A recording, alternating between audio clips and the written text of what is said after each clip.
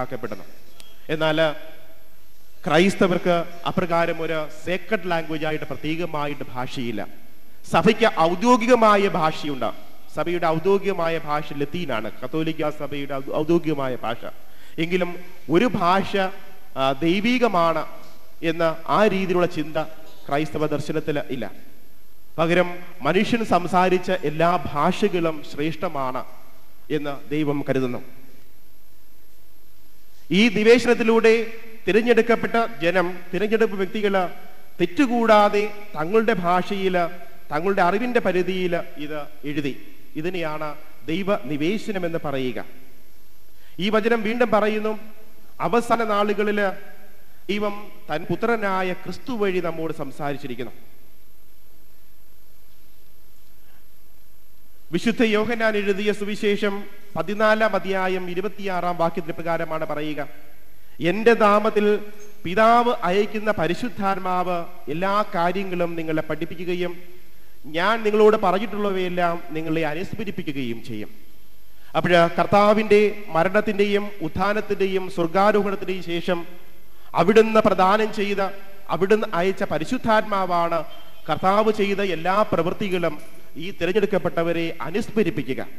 അല്ലെങ്കിൽ ഈ വചനം ഈ മനുഷ്യന്റെ ഹൃദയങ്ങളിൽ, മനസ്സുകളിൽ വർഷിക്കുന്നത് ഈ ആത്മാവാണ്. ഈ നിവേശനത്തിലാണ് ഇവര് തന്റെ ഈ വെളിപ്പെടുത്തൽ, ദൈവത്തിന്റെ വെളിപ്പെടുത്തൽ തങ്ങളുടെ ഭാഷയിൽ അവതരിപ്പിക്കുക. അപ്പോൾ വിശുദ്ധ ഗ്രന്ഥം വെളിപ്പെടുത്തലാണ്. ഈ വെളിപ്പെടുത്തല് ദൈവം തന്റെ പ്രധാനപ്പെട്ട പങ്ക് വഹിക്കുന്നു. ദൈവം താൻ ആരാണ് എന്ന് വെളിപ്പെടുത്തുന്നു. മനുഷ്യര് തങ്ങളുടേതായ ജീവിത സാഹചര്യങ്ങളിൽ, തങ്ങളുടേതായ അറിവിന്റെ പരിധിയിൽ, തങ്ങളുടേതായ സ്വാതന്ത്ര്യത്തിൽ ഈ വചനം തെറ്റുകൂടാതെ എഴുതി വയ്ക്കുന്നു. ഇതാണ് വെളിപാട് കൊണ്ട് അർത്ഥമാക്കുക. വിശുദ്ധ ഗ്രന്ഥം ദൈവത്തിന്റെ രക്ഷാകര പദ്ധതിയുടെ ചരിത്രമാണ്. വിശുദ്ധ ഗ്രന്ഥത്തെ ചോദ്യം ചെയ്യുന്നവര് പലപ്പോഴും അതിന്റെ ഭൗതികമായ ചരിത്രപരമായ ആധികാരികതയെ ചോദ്യം ചെയ്യാറുണ്ട്. ഒരുപക്ഷെ പല രാജാക്കന്മാരുടെ വിവരണങ്ങളും ചരിത്രപരമായ, ഭൗതിക ചരിത്രപരമായ പല വിവരണങ്ങളും തെറ്റാണ്, അല്ലെങ്കിൽ അതിന് അടിസ്ഥാനമില്ല എന്നൊക്കെ പറയാറുണ്ട്. വിശുദ്ധ ഗ്രന്ഥം ഈ ഭൂമിയുടെ അല്ലെങ്കിൽ മനുഷ്യൻ്റെതായ ഭൗതികമായ ചരിത്രമല്ല വിവരിക്കുക. വിശുദ്ധ ഗ്രന്ഥം ദൈവത്തിന്റെ രക്ഷാകര പദ്ധതിയുടെ ചരിത്രമാണ്. രക്ഷാകര പദ്ധതിയുടെ ചരിത്രമാണ്. രക്ഷാകര പദ്ധതിയുടെ ചരിത്രമാണ്.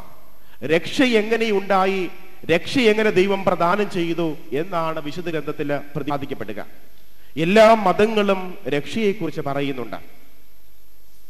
ഒരുപക്ഷെ രക്ഷയെക്കുറിച്ച് സംസാരിക്കാത്ത, മനുഷ്യന്റെ മുക്തിയെക്കുറിച്ച്, മോക്ഷത്തെക്കുറിച്ച് സംസാരിക്കാത്ത ഒരു മതവും ഉണ്ടാവുകയില്ല. ദൈവത്തിൽ വിശ്വസിക്കാത്ത മതങ്ങളുണ്ട്.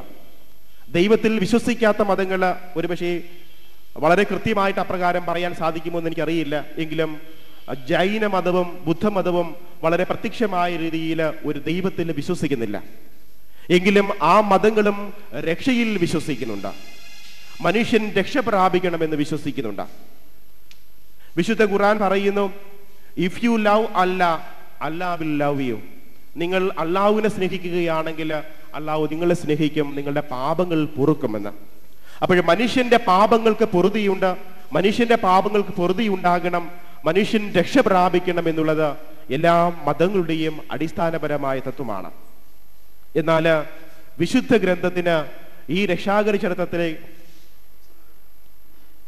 പ്രത്യക്ഷമാക്കുമ്പോൾ, വിവരിക്കുമ്പോൾ അതിനൊരു പ്രത്യേകമായ ഭാവമാണുള്ളത്.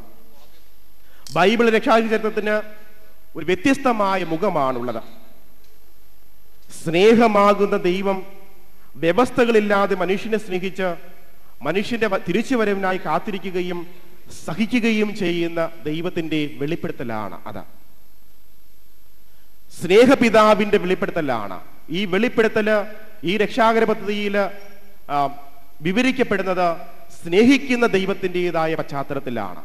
ദൈവം തന്നെ തന്നെ മനുഷ്യനെ വെളിപ്പെടുത്തുന്നത് ദൈവം മനുഷ്യനെ സ്നേഹിക്കുന്നത് കൊണ്ടാണ്. മനുഷ്യന് സ്നേഹം പിടിച്ചു പറിക്കുവാനല്ല.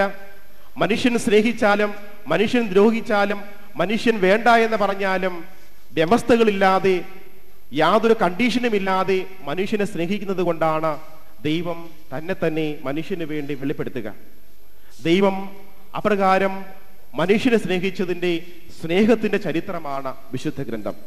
അപ്പോഴ് മറ്റൊരു വാക്കിൽ പറഞ്ഞാൽ വിശുദ്ധ ഗ്രന്ഥം വെറും വെളിപ്പെടുത്തലല്ല. വിശുദ്ധ ഗ്രന്ഥം ദൈവം എപ്രകാരം താൻ സൃഷ്ടിച്ച മനുഷ്യനെ സ്നേഹിച്ചു എന്നുള്ളതിന്റെ ചരിത്രമാണ് വിശുദ്ധ ഗ്രന്ഥം. വിശുദ്ധ മത്തായിയുടെ സുവിശേഷത്തില് ഈ രക്ഷാകര ചരിത്രത്തിന്റെ ഒരു സംക്ഷിപ്ത രൂപം ഒരു ഉപമയിൽ വിവരിക്കുന്നുണ്ട്.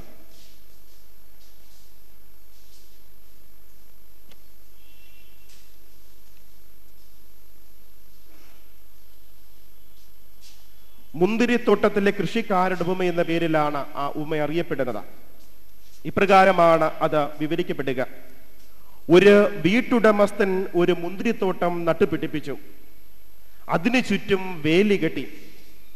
അതിൽ ഒരു മുന്തിരിച്ചക്ക് സ്ഥാപിക്കുകയും ഗോപുരം നിർമ്മിക്കുകയും ചെയ്തു. അനന്തരം അത് കൃഷിക്കാരെ ഏൽപ്പിച്ചിട്ട് അവൻ പോയി. വിളവെടുപ്പ് കാലം വന്നപ്പോൾ അവൻ